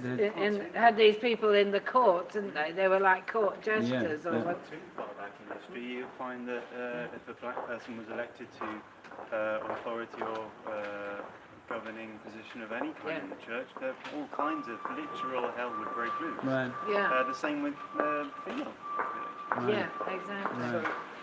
You know, there's the more we. Although actually we've got an assistant curate here, but she's actually against women bishops. Actually, she's a woman, but she's against women bishops. Well, we live in a patriarchy. I'm agnostic, thank goodness, so I Right. don't have to worry Well, about you- these things. You know, I say that the game has been sort of masculinized. It's Yeah. run by the male energy. We don't have a balance between the divine feminine and the divine We masculine. can't have. Well, women now. have the babies. It's pretty difficult to have things equal, isn't it? Well, I think in the way that it's been set up, it is. I mean, that's a longer conversation about the way that we set up our world. But the way that's been set up now, it has robbed a female of her natural position Well, and her ever place since in the the community. Industrial Revolution, when people Yes. used to work at home, women Yes. were, involved in things. But Yeah. the minute men went out to work, then obviously somebody had to stay home. Yes. The children couldn't just run Yes. about locally. And then the next stage is now the woman has to go to work or feels that it's her right to go to work because she wants to be better paid than the man, etc. So then she leaves the children in the care of the nanny. Yeah. And so the family unit has been destroyed in this way. Yeah, but what do you mean? She leaves it. She leaves the children in care of the nanny. What about the husband leaving?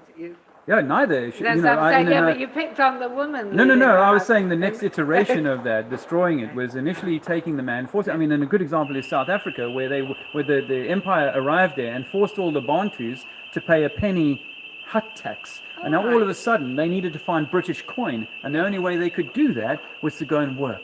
Yeah. And then I had the pleasure of having lunch about 10 years ago with a man at his hut, where he was a miner and he went 11 months of the year to Johannesburg, to the Witwatersrand, Yeah. to go and be a miner, because that's the way they had to make it Diamond, was work. it the gold or diamond? But the point is that he's away from his family 11 months a year, Yeah, and they I started know. it with the penny hut Yeah, tax, yeah. and they've made through taxation, through the way that, I mean, my dad bought his first house in the UK for what it cost me to rent my house for 6 weeks. Yeah. That's what he bought his first house for, right? So they made it so hard for us to get by that we are forced to. A man is forced to give up 40, 50 hours of his week Yeah. to work, and now increasingly the ladies too. And ladies thought, the female thought that they were getting a score when they were saying, yeah, equal rights for ladies. The people Yeah, who but we're receive not. taxes were like, No, we haven't. We've more tax. actually now, you're expected to have children, you're expected to be working, you're expected to be doing a PhD, as well as having dinner parties and, Yeah. you know. And looking like a you've got to goddess. have to do bloody everything, Yeah, basically. It's yeah. not any well, we've any lost our touch with, reduction. yeah, I think it's fair to say we've lost touch with nature, and we've become far more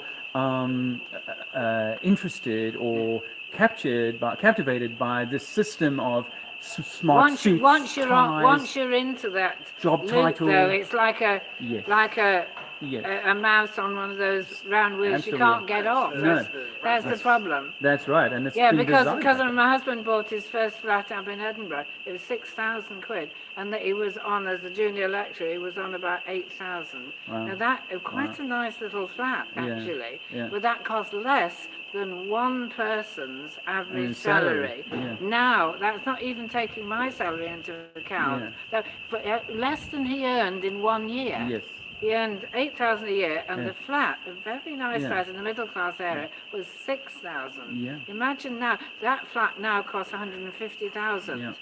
And my So- rent, I worked out while you were talking, basically that's 9 months work Yeah. to buy a home. Yeah. Now I Yeah. work for 9 months simply to rent my home for I a know, year. I know. Don't Rent tell me. my home for a I year. know. But you could buy one. Now, this system's not going to get any better yet. It's Yeah. only going to get more Trouble is, extreme. my age group, we were the lucky ones. Where In that- in everything that way, yes. doubled in about 4 years. Yeah. Every house we bought, basically. Yeah, so we're running the up a bit of lucky a hill ones. financially, and I think it's going to have to pop at some point. But more importantly, because this system may continue to exist, I think it's been around for thousands of years, and we've been under its hock for 1,000 Yeah. years. So it may continue. It's just that individuals, though, can start to try and free themselves or start to renature themselves, because we're so denatured. We don't eat nature. We sit in Yeah. front of Well, the I was TV. brought up on a farm, so I'm afraid I've always had a garden. I've always had a garden and allotment. Always been- and yeah. I haven't Yeah. denatured myself. I've never lived anywhere without a garden. Fantastic. I think lots of people are starting to eat fresher and Yes. realise that Yes. it's proper veggies. But the Always, problem has always been- have. it's I mean, I was a nurse and a health visitor, so I used to teach people to eat healthily. I was brought up on the farm, so Yeah. I'm one of the lucky Yeah, people. yeah. You have a. We had insight. everything on our farm. We had every single thing. I had a little COVID story for you the other day. I was in one of the supermarkets, and because there's restrictions on things and so Yeah, on, you can't yeah. take some. So this mother was chiding her son and saying, you can only get essentials here. And I saw them walking out of the shop. All three of them had chocolates and ice cream in their hand. That was their idea of essentials. All right. So, and of course, and I'm not criticizing people, because we've all been brought into this, Of course we born are, up in yeah. a soft way where Yeah. we need things to be almost pre-packaged for Oh, us. I know, I I'm don't cook afraid anything. I'm as bad as anybody You in know. those cost things. of things largely. Yeah. I think it's the selling of organic food, whereas really this is fresh fruit and veg. So I have to leave you guys with one message Yeah. that's so important to me, Yeah. and that Nice is that talking the whole the whole purpose of me going around talking to people and saying, yes, we've been lied to, we don't live on the spinning globe, we're not from monkeys, we're not from evolution, religion is teaching us wrong, science is teaching us wrong, our governments are teaching us wrong, but they're doing it for a very important reason. Not for money, not for taxes, not to keep women over men or men over women or blacks over whites or whites over... None of that stuff is really important. That's just the sort of grease What- that they what is use the to make them... crucial thing then The to crucial do? thing is that you are a divine fractal of the creator of this world, and that there should be no authority between your divinity and your connection to the creator of this world. And what we've done is we've emplaced a lot of controlling things above us, governments, Well, I don't know, monarchies. basically. That would assume Well, that I'm you an believe in a divinity I'm an or a God, agnostic, basically. Okay, well let me... And Okay, the so... thing, I was brought up as a Methodist, where you didn't have all this, what I call bells and smells and all that nonsense. I was high That- Anglican. that people in Methodists just Yeah. believed in talking I'm from directly to Catholic God. backgrounds, and it's very similar. Yeah, so I It had isn't. No, I had a what do you mean you can't do anything no, unless it's, you have the priest intervening? No, I mean in terms of The father. the family aspect and certain kind of foundations of moral and Yeah. Yeah, etc. yeah. Just those. There's no doubt that all religions have within them tenets There's a of lot of how good to be stuff, good. yeah, exactly. Okay, But so you don't but need I to- went through I'm all a of that. humanist, I Okay, suppose me I would too. call Now, myself. but I went through all of that, and I found myself humanist, agnostic, and then atheist, right? And then I discovered the pineal. Yeah, then I discovered the pineal gland. You know, the pineal gland is the third eye. Third eye, It's yeah. in the center of the brain. Now that is meant to be your connection to God, and you can do a drink called ayahuasca. It's a shamanic drink that you can do in South America. What that does is it releases large amounts of dimethyltryptamine, which is created in your body, and the DMT gives you an experience of leaving your body, almost having a death, Yeah. and going Out over of body to experience. yeah. sort of, but more like leaving this realm and going into seeing something beyond this. And I had this experience 5 years ago. My dying mother in 2011 I wouldn't accept Jesus, I wouldn't accept God, I wouldn't accept any of that. And she was dying in my arms and I was refusing. That's how strong I was, by the way, in my atheism. Yeah. And in 5 minutes on the DMT, I realized that there is a higher power here. Yeah. What I saw on the DMT, because I was totally alert, totally awake. I've done plenty of drugs in my life. This is not that. This is like being in a dream state.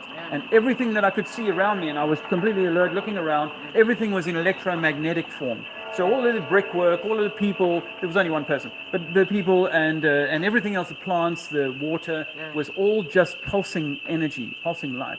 And for the first 30 seconds, it was like my children, my family, everything was ripped away from me, like I was dying.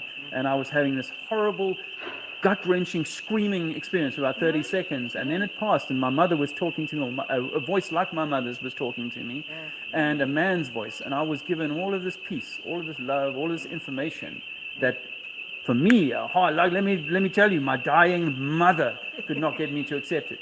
So I'm not someone who rolled over just softly. My dying mother, at the age of, I was 44, and I would not accept what she was trying to tell me. And my whole life, she'd been pounding that. I was Anglican, altar boy, all this. I had plenty of Bible study as a kid. As a kid, I told the preachers that the Bible says the earth is flat.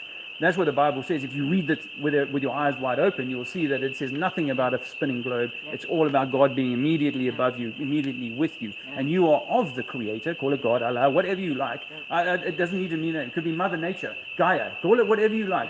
But we're in some kind of created system. We're an electromagnetic system. And our energy, our love energy, or our fear energy is being tapped into. Then I think that the system is seeking fear because it feeds off fear. It empowers itself. It becomes this rapacious monster that sends children to war. It's pretty profound I stuff think there.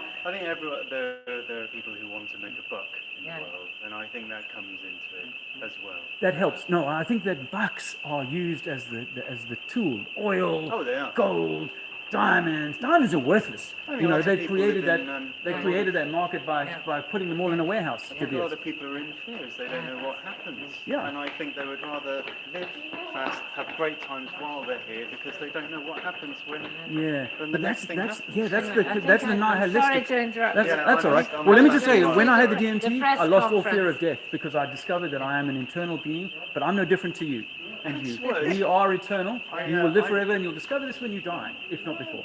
Okay. That's all my right. gift to you, and live in love, because this is we're meant to be in love. absolutely. Not in fear. I'm on board with that. I think that. I'm Dave. Nice to shake Okay, hands. but actually, I better not. Oh, ma'am, I'm so I healthy. know, And I you're know. so healthy too, I can I know, tell. yeah, And you well- can't pass virus from person to person. Virus is a non-living organism. Don't believe what you It's a soft entry point, so as long as you watch it. Have a beautiful day, my friends. Thanks for your time. Thank you for your time. Well, there you go, friends. You've had a couple of good conversations, and I've been rattling for an hour and 23. So, let me just see if was Amanda there. Hey, Josh, my brother. Really good to see you. I'm sorry I missed your phone call the other day. Yeah, if you guys can come see us. I spoke to a couple yesterday, actually, Joe and Carl.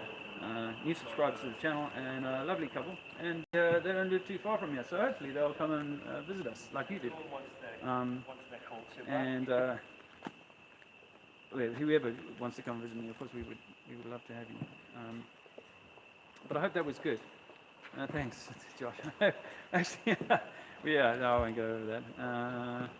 Anyway, what is above Dome there is the heaven. Yeah, it's not far. It's all close. All close. I mean, God as a single being or an entity or like a man or whatever, I'm not so sure about that. I'm not.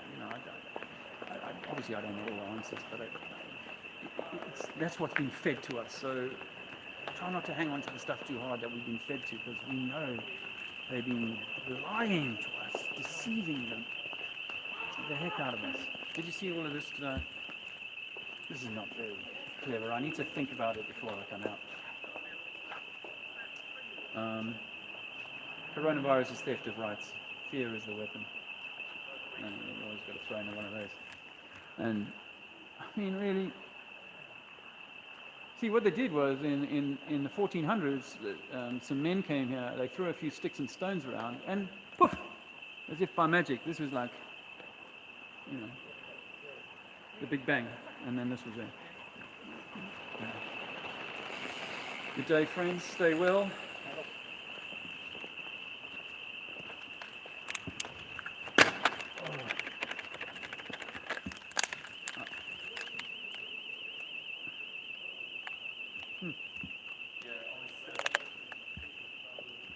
So how are you guys out in Corona land? We've been extended here for 3 weeks. You probably know that. Most places have been extended beyond the original 3-week allotment. We predicted that. We knew that was coming.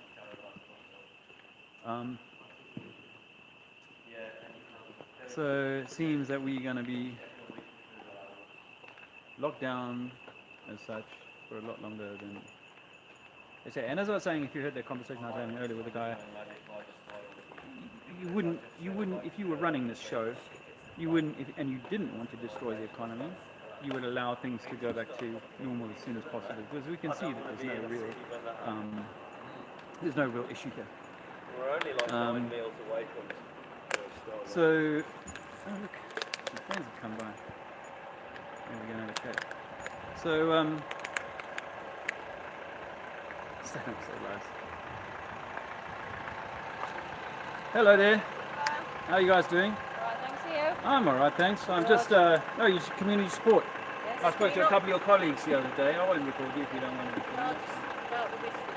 Oh, the 2.2, is it 2.2 metres now? Or is it still, it's still 2 metres. Because I know they extended the 3 weeks to another 3 weeks, didn't they? So I thought maybe they'd extended the social distancing perhaps in 3 weeks, 3 metres.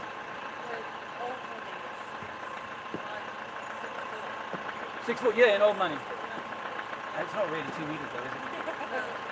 Because I'm almost 6 foot. I know I'm not 2 metres. But, you know. I think it's like 1.82. But I'm not going to split hairs with you on such a beautiful day. Well, actually, I do street talks. I go around the country talking to people about stuff that I've discovered about the local world. And I'm just a regular guy. I'm a father of 3 children. I used to work for Westminster City Council in London for 15 years. South Africa, I mean the accent. I was born in Dorset, but my parents raised me in South Africa. And after I did my national service, I came out to the UK. I met the UK in '94. So I've been here 26 years now. Good Lord. Half my life. And do you prefer it being in the UK? In some respects, it's great. In other respects, more to do with like the weather, because I'm used to a really warm climate. That's why I come from a warm climate, and you don't get the long summers and the hot summers that I'm used to, and you get a super cold winter, which is fun, but not for 3 months or 6 months. 3 months?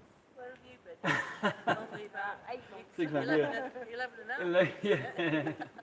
Yeah. So, and I published a book about my time in war about 6-7 years ago, and it was really popular actually. Prince Harry took a copy of me, and it was like well received because I was in these big tank battles when I was 19 years old. Anyway, after I wrote the book, I was given some money to write a second book. And I started researching for that second book, and I discovered that I was 46 and I knew nothing about how the world really works. So I spent a few years just researching the heck out of the internet. It's a great place to learn how things are. So I discovered a lot of things, and I know they will sound crazy at first hearing them, but I go around trying to offer this information to people, to say, hey, we are divine beings. We are. Puts up with this all the time from me. Oh, really? Yeah, we've just been talking about pigeons mating. Pigeons mating? Yeah, because I'm sure I read somewhere that they don't mate with one that looks the same pattern as them, because there's about 6 or 7 different patterns of pigeon markings. Very clever. Yeah. But they use, animals use like a form of magnetism Yeah. to navigate, like how whales travel through the oceans and how butterflies and certain birds can migrate. You know, they don't have a GPS. They're using some sort of electromagnetic ley line system, and they're able to detect that. We can't see necessarily how they do that, but so when one of the things I talk about with people, which kind of relates to this, is that inside your brain you have a little gland called the pineal gland. Have you heard of it? Yeah. It's also known as the third eye. And the pineal gland is filled with a substance called dimethyltryptamine. It's like part of the endocrine system, I think. But it's like that stuff that melatonin, your body creates melatonin for sleeping and stuff like that. Or dimethyltryptamine is one of these chemicals. And in South America, you can do a thing called ayahuasca. Ayahuasca is like a way of opening your pineal gland and having a communication with the creator of this world. And I was just saying to some folks now that at 46 I was a full-fat atheist. You know, I really didn't believe in any kind of God or anything like that because I'd been through all the horrors of war and stuff. And then I did this DMT, and 5-6 years ago, and in 5 minutes I realized that I was mistaken, and that what I saw when I was going through the process was that everything is electromagnetic. That this car, you, the trees, the stones that I'm standing on are all just like an electromagnetic wave, and our decoders, our brains, our bodies are decoding the stone or metal or plastic or whatever. And so when a bird is interacting with another bird, maybe they're not seeing what you and I see as a bird with feathers. They're seeing this electromagnetic entity, like a flying phoenix, if you like, if you can imagine that in your mind. You know, that's what it. When I was looking at my friend who administered the DMT for me, he looked like an electromagnetic being of light. It was a phenomenal, beautiful thing. What did you do to open that up? Well, it's the dimethyltryptamine that your body naturally creates. Yeah. You can drink or smoke a lot of it at one time, and so it's like a death. It's almost like you die. I describe it as a near-death experience to people. Oh, wow. It felt like I was dying, and everything that I cared about was taken away from me. It was a horrible, but at the same time, the most liberating experience. And I'd never been taught it. And the first thing I said when I came out was that, gosh, everyone should know. Why have I never known about this? How doesn't everyone know about this? No. Hello. This is Hello. Freya. She's beautiful. She's really beautiful. You know, how come everyone doesn't know about this? Well, I discovered that, and then I discovered that water is always level when it's at rest. Water is always level. Have you heard that expression? Water level. No. Water level. They say that the pyramids were built using water to level the building off. Because if you fill a swimming pool, it doesn't matter how undulating the floor of the swimming pool is. The water will always be level at the top of the pool. It's the same with your bath, a lake. Yeah. No matter how big the lake, the Suez Canal is 120 miles long, and it's level from one end to the other. If it wasn't level, they'd have to have locks to break the water to step it down. That's how we know in physical world how water exists. But when we're 6 to 7 years old, they teach us that water can, because of gravity, water can kind of run uphill and be stuck to the underside of a ball. And I discovered that you can't measure water curving. Water is always level, and therefore we cannot live on a ball. Mainstream science says that the water is curving at 8 inches in the mile squared, which means that over 10 miles you'd be talking about 60 feet of curvature. this is one of the subjects I talk about, is that Earth is probably, like the ancients always describe it, like the Bible describes it, actually an unmoving plane. What's beneath it, I don't know. What's above the sky that I can see, I don't know. We don't claim to have any knowledge about that. But what I do know is that NASA is lying to us. That NASA deceived us about the moon landings, and that they're faking the International Space Station through a number of means of trickery, cameras, and various tools. Blue screen, they do the spacewalks in a swimming pool. We can see bubbles rising. During a spacewalk, you can see bubbles rising from the helmet sometimes. One time they caught the glimpse of during a spacewalk, a glimpse of a scuba diver in the visor of an astronaut. So when you look into this, you realize that the high institutions of power that I represented, that I work for myself, are not necessarily at their very heart working in the best interests of the human truth. And as I say, I told you I was an atheist. It was because I went from that strong. My mother couldn't get me to take God. When she was dying, she was like, "Please, I was like, no, there's no God." But when I did the DMT, I was like, okay, there is a God, and I'm connected to it. We're all connected to it, and it's a beautiful, loving place. And when we die, we go back to that place. We maybe reincarnate, but I can't offer any evidence of that per se. What I will say is that we are one creation, and this creation has been usurped by something that would have us divided in so many different ways. That we need policing, that we need control, that we need government to stand on top of us. Did you know that the word government comes from two words, guben, which means to govern, and ment, or mental, or mind. So it's to control the mind, and that's the whole purpose of government. As Mencken, the philosopher, said, the purpose of government is to create a never-ending series of hobgoblins with which to frighten the populace.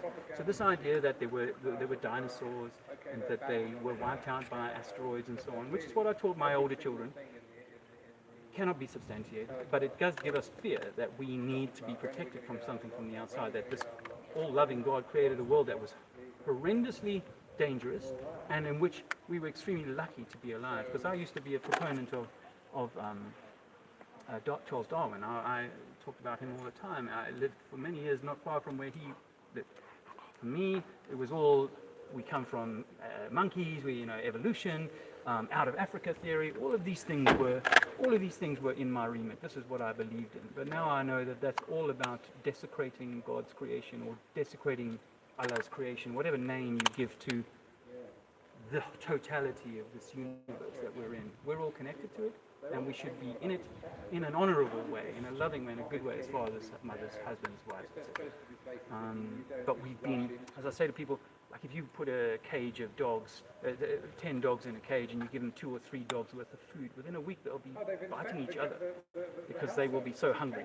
Yeah, and that's what they've done to humanity, is that they've put us in cages, they've called them countries, and they've made those countries fight against each other. As I said, I went to war as a kid in the Cold War against Russian fighters and Cubans and Angolans, because I believed in the Cold War. I believed that there was this real threat to us. Now, we've had World War I, we've had World War II. What if they're using viruses and things like that as a potential World War III? Because I've already said that. You've said that? Yeah, I was in the Air Force. Oh, yeah, no, of course. We trained for nuclear, chemical, biological. Yeah. We always had some way of getting around nuclear and chemical. So did they realise that they were... Really? Yeah. Because I know that people are dying and they're getting diagnosed with having had COVID. But I also know that from the Italian data that most of those people are so old, so near the end of their life, that to attach COVID to it is unfair, because they had cancer, they had trauma, they had some other kind of thing that killed them first. My father-in-law died 2 years ago. He'd had chemotherapy and then got bronchitis. He got a cold or something, and that was enough to push him over the edge. To put it on the cold is really unfair, and then to shut down the whole world because a few people have died from it, seems to me to be intentionally overreacted. And the data's coming through from the UK. The hospital here in Lincoln is not overwhelmed with people. And I know they say that, Lincoln's, a quiet, sleepy area, we don't get much COVID, kind of problems here. But a lot of doctors are starting to talk out and say that actually the virus is a non-living thing. It's not an organism that I can cough onto. I can't actually pass a virus to you. A virus is a marker that shows that your body has had an inflammatory reaction or a response to some trauma, some illness, some condition, and that they've invented this test called COVID-19. But if I tested you 10 years ago, I would have found 2 in 10 people already had COVID-19. You know, it's just a marker that most of us carry. If you had flu when you were 15, you might well already test positive for COVID. So what if you guys and I were running this country, and we discovered after 3 weeks of lockdown, and we're destroying our economy after 3 weeks of lockdown?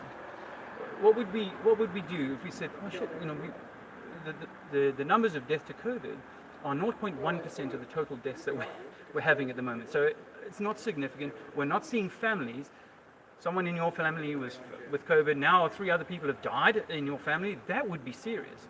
But if no one you know who was healthy has now gone and fallen off a cliff and then passed it on to 5 other people that you also know, then on what basis are we basing this draconian shutdown of our world order or our businesses, our economy?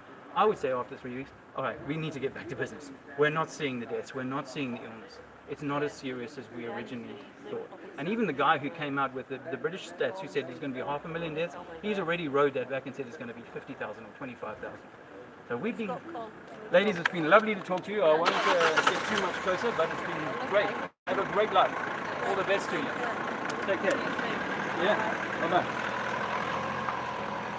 Well, all the best. Have a great day. Take care.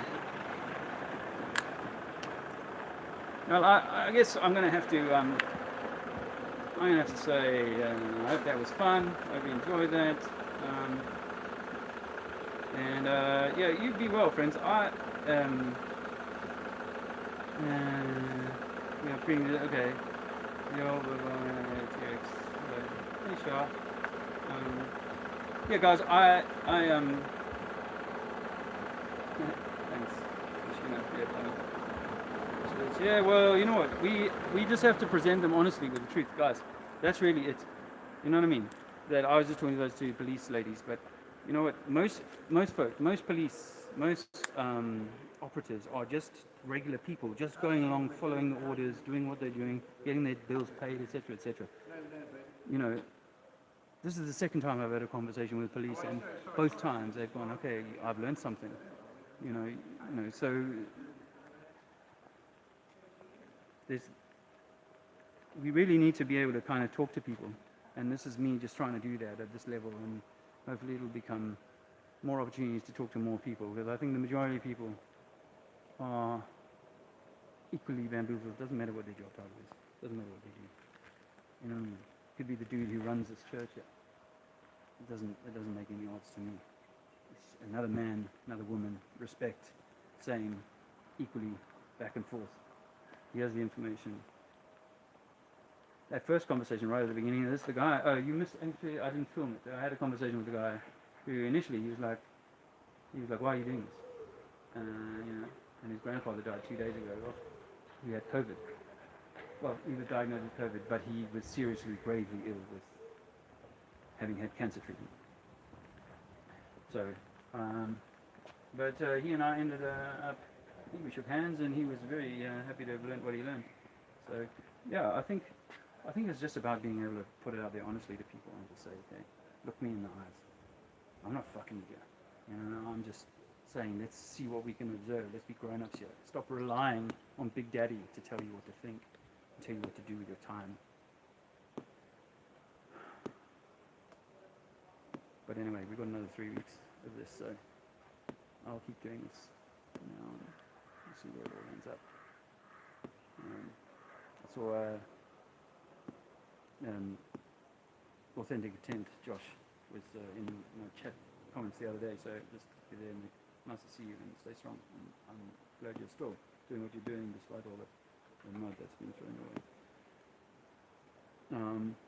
This is my opportunity to say thank you to all the people who've supported us so far. We still need a little bit of support financially, so if you're in a position to throw something in the tin, I should say thank you to Ben and Jonathan for their contributions last week. But we could do a little bit more. So, you know, if you can, if you don't mind it and it suits you, then please do. It's PayPal, Trinity's the @gmail.com. Trinity's the @gmail.com. At PayPal, 20 quid, 50 quid. We've even had 150 quid. Even 200 one time. Anyway, I don't want to really talk about money. It kind of sucks, but we do need to make contributions here. You know, people are being very generous. At the moment, I'm not able to throw anything in the pot. So if you can help, the Trinity's there @gmail.com. I hope that was good for you, and I have enjoyed being here this afternoon. Take care, my friends, and be well. Thanks for your support. Keep on getting out in the sun, sun gazing, earthing, drinking clean water. Oh, our distiller broke down. My distiller broke the other day, and we've had Sharon kindly went out and ordered another one, which was delivered today, but the guy said we weren't in. We were, but it hasn't come. So I've been drinking tap water. And anyway, keep it clean and try and keep the vibrations high, because we're in this for a long haul, friends. It's going to go on for a little longer. If you made any good comments, if I haven't commented on something you wanted me to comment, I'm really sorry. It's hard to read the screen and multitasking and all that. Anyway,